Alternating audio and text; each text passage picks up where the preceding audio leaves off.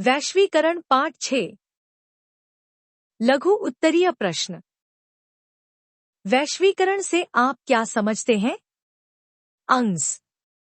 वैश्वीकरण से हमें समझते हैं कि वैश्वीकरण वह प्रक्रिया है जिसकी सहायता से विभिन्न देश एक दूसरे से जुड़कर व्यापार या निवेश करते हैं, या दूसरे शब्दों में विभिन्न देशों के बीच अधिक से अधिक वस्तुओं एवं सेवाओं का उत्पादन या निवेश ही वैश्वीकरण कहलाता है।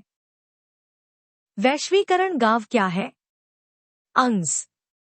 वह आवासीय स्थान जहां विभिन्न देशों एवं विभिन्न विचारों तथा विभिन्न धर्मों के लोगों को रहने की व्यवस्था होती है, उसे वैश्वीकरण गांव कहते हैं। निजीकरण को परिभाषित करें। अंश। निजीकरण वह प्रक्रिया है जिसमें निजी क्षेत्र द्वारा सार्वजनिक क्षेत्र के उद्यमों पर पूर्ण रूप से या आंशिक रूप से स्वामित्व प्राप्त किया जाता है और उनका प्रबंध किया जाता है। भारत सरकार ने निजीकरण की नीति 1991 ईस्वी में अपनाई। उदारीकरण क्या है? अंश। उदारीकरण वह प्रक्रिया है जिसमें सरकार के द्वारा लगाए गए सभी अनावश्यक नियंत्रण तथा प्रतिबंधों को हटाया जाता है, जैसे लाइसेंस, कोटा को हटाना। भारत सरकार ने उदारीकरण की नीति को 1991 ईस्वी में अपनाई। व्यवसाय और व्यापार संबंधी अवरोध क्या है? अंश। व्यवसाय एवं व्यापार संबंधी अवरोध वह अवरोध है जिसके कारण वस्तुओं एवं सेवाओं का आदान प्रदान नहीं हो पाता है बल्कि रुक जाता है। इसका निवारण करने के लिए हमें व्यापार अवरोधों को कम करना चाहिए ताकि वस्तुओं एवं सेवाओं का आदान प्रदान बेरोक-टोक हो सके। बहुराष्ट्रीय कंपनियां क्या है? अंश।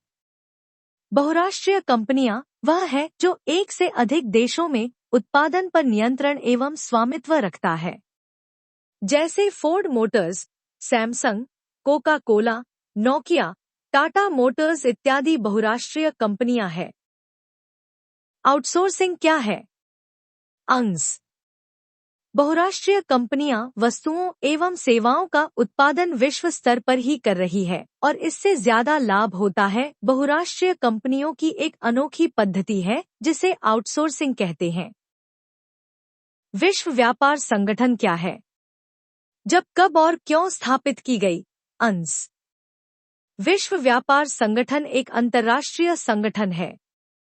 यह संगठन अंतर्राष्ट्रीय व्यापार को उदार बनाने के लिए मुख्य रूप से कार्य करता है तथा यह संगठन अंतर्राष्ट्रीय व्यापार के नियमों को बनाने का कार्य भी करता है और उनके अनुपालन पर अपनी बड़ी नजर रखता है। यह जनवरी 1995 में स्थापित किया गया था। 2006 तक इसके सदस्य देशों की संख्या 149 हो गई थी। भारत के सन 1991 के आर्थिक सुधारों से आप क्या समझते हैं? अंश। भारत के सन 1991 ईस्वी के आर्थिक सुधारों से हमें समझते हैं कि भारत में आर्थिक सुधारों के प्रयास तो बराबर किए जा रहे हैं, परंतु सन 1991 का आर्थिक सुधार अर्थव्यवस्था में सुधार लाने का एक ऐतिहासिक प्रयास है। यह नई आर्थिक नीति के नाम से भी जाना जाता है। इसका उद्देश्य आर्थिक व्यवस्था में कुशलता लाना और उत्पादन में वृद्धि करना और उसके लाभ में वृद्धि करना तथा प्रतियोगिता की शक्ति के स्तर में सुधार करना था। इसका आधार निजीकरण और उदारीकरण तथा वैश्वीकरण था। वैश्वीकरण के मुख्य अंगों को लिखें। अंश। वैश्वीकरण के प्रमुख 5 अंग हैं। व्यवसाय और व्यापार संबंधी अवरोधों की कमी, पूंजी का निर्बाध प्रवाह, प्रौद्योगिकी का निर्बाध प्रवाह, श्रम का निर्बाध प्रवाह, पूंजी की पूर्ण परिवर्तनशीलता। सेवा क्षेत्र पर वैश्वीकरण का क्या प्रभाव पड़ा? अंश। सेवा क्षेत्र पर वैश्वीकरण का प्रभाव पड़ा। निजीकरण और उदारीकरण तथा वैश्वीकरण ने प्रत्यक्ष रूप से सेवा क्षेत्र को प्रभावित किया है, जिससे सेवा क्षेत्र का विस्तार हो गया है। अब लोग दूसरे राष्ट्र में जाकर तथा आकर रोजगार पाने का अवसर पा रहे हैं। किंतु इसका एक नकारात्मक पक्ष यह है कि इससे कृषि एवं कृषि आधारित उद्योगों में बहुत कमी आई है। आर्थिक सुधारों का अर्थ क्या होता है? अंश। भारत में आर्थिक सुधारों का मतलब उन नीतियों से है जिनका आरंभ 1991 में अर्थव्यवस्था में कुशलता एवं उत्पादकता, लाभदायकता एवं प्रतियोगिता की शक्ति जैसे आर्थिक व्यवस्था के अवसरों में वृद्धि करने की दृष्टि से किया गया था। यह आर्थिक सुधार उदारीकरण एवं निजीकरण तथा वैश्वीकरण की नीतियों पर आधारित है। इन्हें एलपीजी, लिबरलाइजेशन, प्राइवेटाइजेशन, ग्लोबलाइजेशन नीति भी कहते हैं। ध्यान देने योग्य बातें हैं कि आर्थिक सुधारों को हम नई आर्थिक नीति के नाम से भी पुकारते हैं। आर्थिक सुधारों अथवा नई आर्थिक नीति के उद्देश्य क्या है? अंश। आर्थिक सुधारों अथवा नई आर्थिक नीति के उद्देश्य निम्नलिखित हैं। उत्पादन इकाइयों की कार्य कुशलता एवं उत्पादन स्तर में सुधार लाना। उत्पादन इकाइयों की प्रतियोगी क्षमता को बढ़ाना। भूतकाल की तुलना में विदेशी विनियोग एवं तकनीक का अधिक से अधिक उपयोग करना। आर्थिक विकास की दर को बढ़ाना। आर्थिक विकास के लिए विश्वव्यापी संसाधनों का प्रयोग करना। वित्तीय क्षेत्र में सुधार लाना तथा इसे आधुनिक बनाना ताकि यह अर्थव्यवस्था की जरूरतों को प्रभावशाली ढंग से पूरा कर सके। सार्वजनिक क्षेत्र के कार्य संपादन में सुधार लाना तथा उसके क्षेत्र को अधिक युक्ति संग बनाना। वैश्वीकरण के प्रमुख अंगों का वर्णन करें। अंश। वैश्वीकरण के प्रमुख 5 अंग होते हैं। व्यवसाय और व्यापार संबंधित अवरोधों की कमी। वैश्वीकरण का पहला अंग व्यापार अवरोधों को कम करना है ताकि वस्तुओं एवं सेवाओं का बेरोक-टोक आदान प्रदान हो सके। पूंजी का निर्बाध प्रवाह। वैश्वीकरण का दूसरा अंग पूंजी का निर्बाध प्रवाह करना है जिससे विभिन्न देशों में पूंजी का प्रवाह स्वतंत्र रूप से हो सके। प्रौद्योगिकी का निर्बाध प्रवाह। वैश्वीकरण का तीसरा अंग प्रौद्योगिकी का निर्बाध प्रवाह करना है जिससे प्रौद्योगिकी का बिना बाधा के प्रवाह हो सके। श्रम का निर्बाध प्रवाह। वैश्वीकरण का चौथा अंग श्रम का निर्बाध प्रवाह करना है जिससे कि विभिन्न देशों में श्रम का बिना किसी बाधा के प्रवाह हो सके। पूंजी की निर्माण परिवर्तनशीलता। वैश्वीकरण का 5वां अंग पूंजी की पूर्ण परिवर्तनशीलता कायम करना है जिनसे किसी भी पूंजी को पूर्ण रूप से परिवर्तन किया जा सकता है। दीर्घ उत्तरीय प्रश्न। बहुराष्ट्रीय कंपनियां वैश्वीकरण में कैसे मुख्य भूमिका निभा रही है?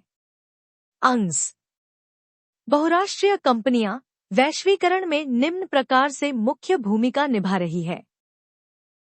बहुराष्ट्रीय कंपनियां वस्तुओं एवं सेवाओं का उत्पादन विश्व स्तर पर कर रही हैं, जिससे उत्पादन की लागत में कमी तथा मुनाफा अधिक हो रहा है।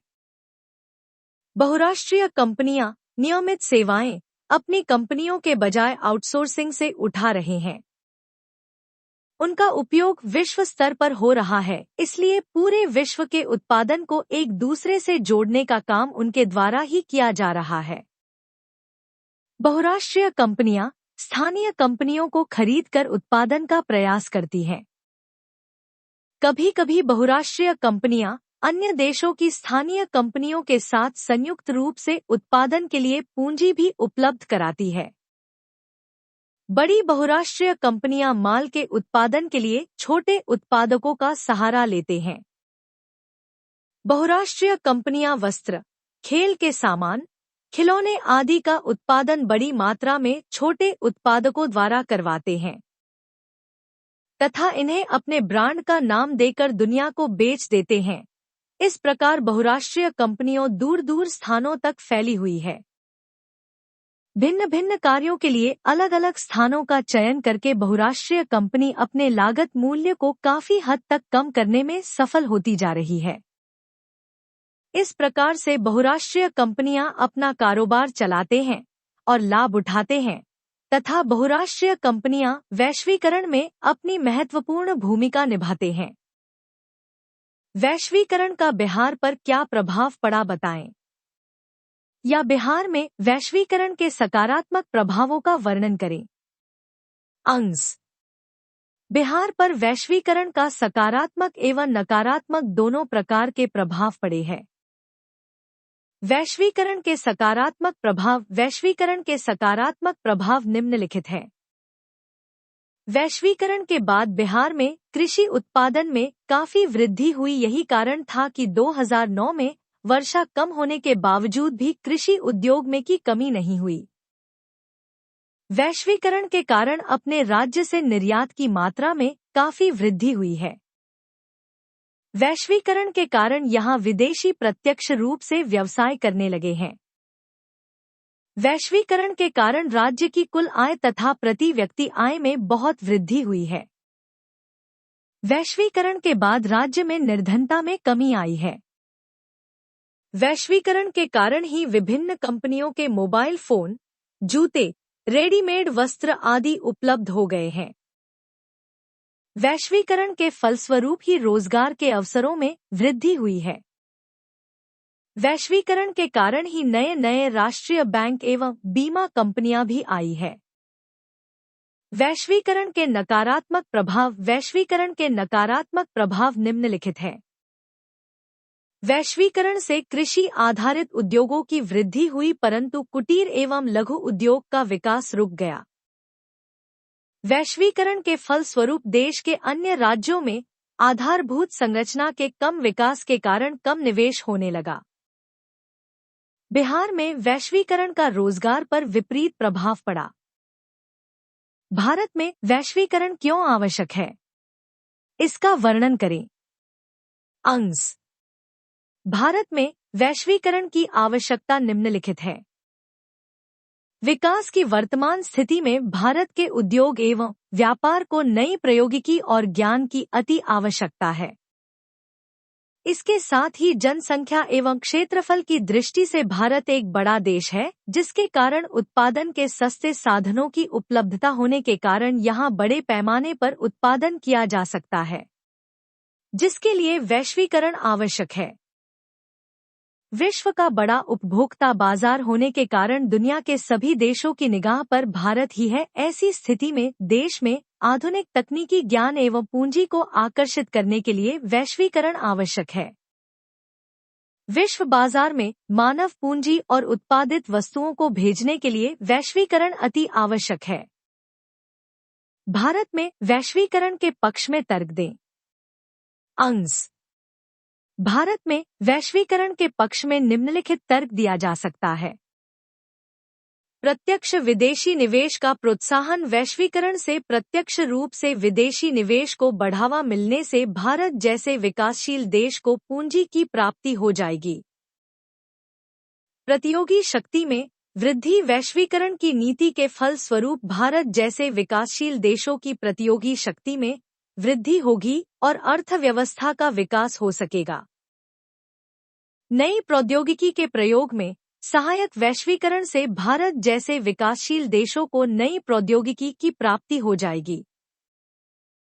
अच्छी उपभोक्ता वस्तुओं की प्राप्ति। वैश्वीकरण से भारत जैसे विकासशील देशों को अच्छी गुणवत्ता वाली वस्तुएं कम कीमत पर प्राप्ति हो जाएगी। नए बाजार तक पहुंच। वैश्वीकरण के फलस्वरूप भारत जैसे विकासशील देश के लिए दुनिया के बाजारों तक पहुंचने का मार्ग प्रस्तुत हो जाएगा। उत्पादन के स्तर को उन्नत करना। वैश्वीकरण के द्वारा उन्नत मशीन तथा तकनीक के प्रयोग से उत्पादन के स्तर को उठाया जा सकता है। बैंकिंग तथा वित्तीय क्षेत्र में सुधार। वैश्वीकरण के फल स्वरूप विश्व के अन्य देशों के संपर्क में आने से बैंकिंग तथा वित्तीय क्षेत्र की कुशलता में सुधार होगी। मानवीय पूंजी की क्षमता का विकास। शिक्षा तथा कौशल प्रशिक्षण वैश्वीकरण के प्रमुख घटक है, इसलिए इससे मानवीय विकास को बढ़ावा मिलता है। वैश्वीकरण का आम आदमी पर क्या प्रभाव पड़ा, इसका वर्णन करें। अंश वैश्वीकरण का आम आदमी पर निम्नलिखित प्रभाव पड़ा। आम आदमी समाज का एक ऐसा वर्ग है जो मध्यम श्रेणी का होता है तथा जिसे कोई भी सुविधाएं नहीं मिलती है। यह वर्ग किसी तरह अपना जीवन यापन करते हैं। इनकी आय बहुत कम होते हैं।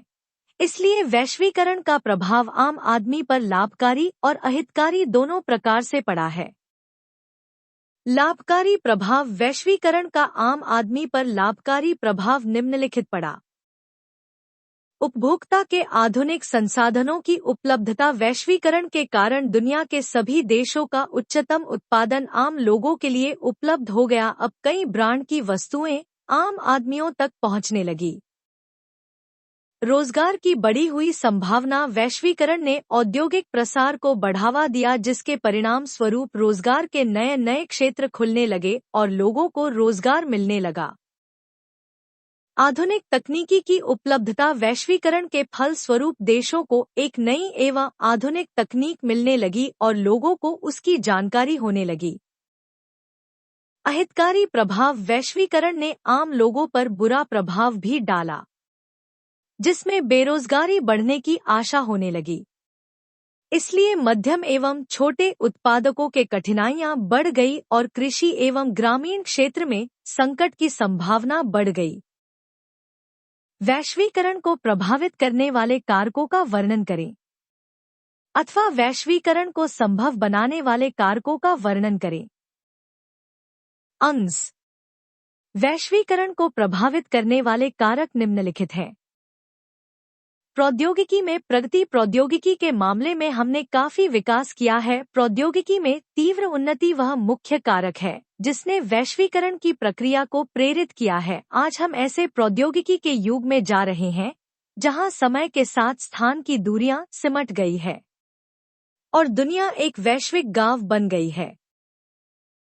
विदेश व्यापार तथा विदेशी निवेश का उदारीकरण। शुरू में भारत ने अपने यहाँ विदेशी व्यापार और विदेशी निवेश पर प्रतिबंध लगा रखा था। यह नीति घरेलू उत्पादकों के हितों की रक्षा के लिए थी, परंतु सन 1991 में व्यापार नीति प्रारंभ हो गई और विदेश व्यापार एवं विदेशी निवेश पर जो अवरोध था उसे काफी हद तक हटा दिया गया, जिसके कारण बिना रोकटोक विदेशों से व्यापार होने लगा। उपभोक्ता